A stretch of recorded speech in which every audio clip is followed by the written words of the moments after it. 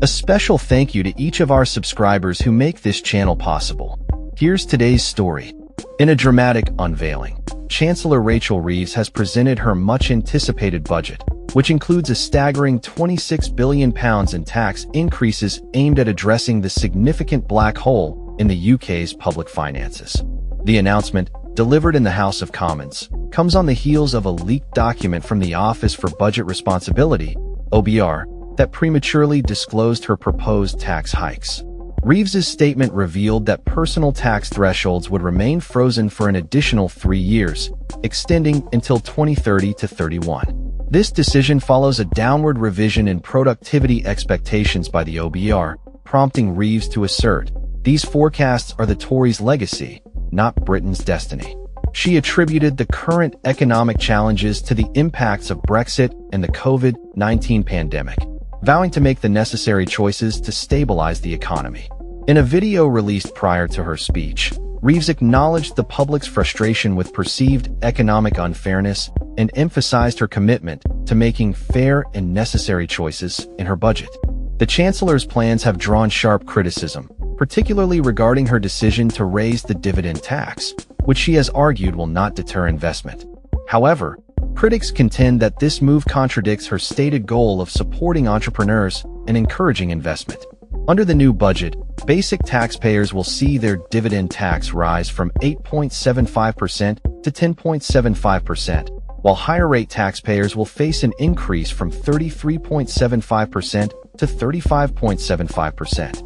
This change is expected to adversely impact small business owners who traditionally pay themselves via dividends, thus potentially hindering entrepreneurial ventures and innovation.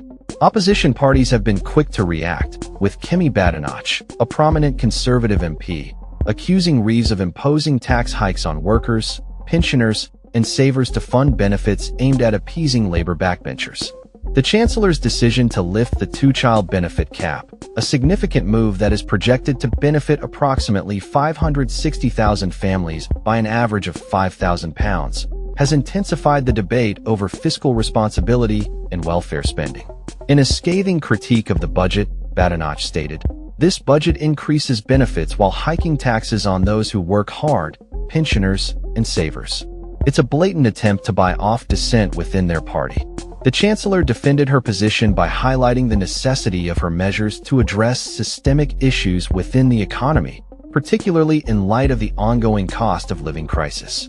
Reeves also announced the scrapping of the Conservative government's ECO scheme, which she labeled a failure, asserting that it has cost families more than it has saved.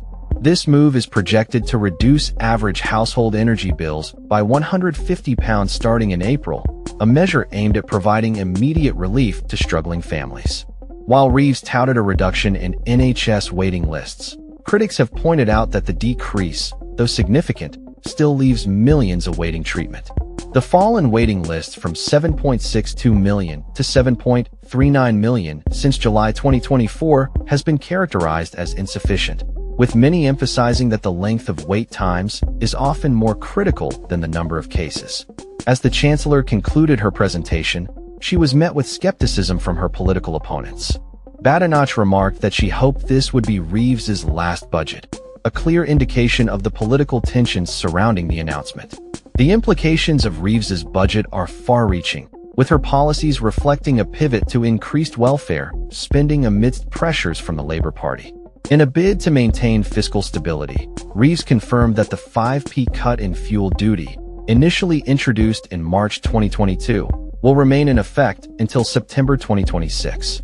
This measure is seen as a means to alleviate some of the financial burdens faced by families across the UK.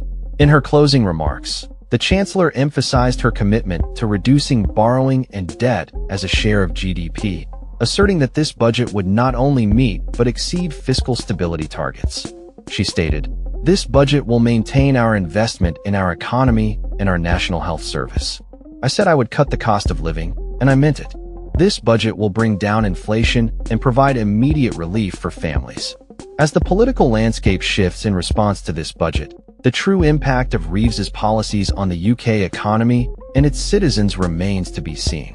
With mounting pressure from both the public and opposition parties, The Chancellor's ability to navigate the complexities of fiscal policy while addressing the needs of the populace will be put to the test in the coming months.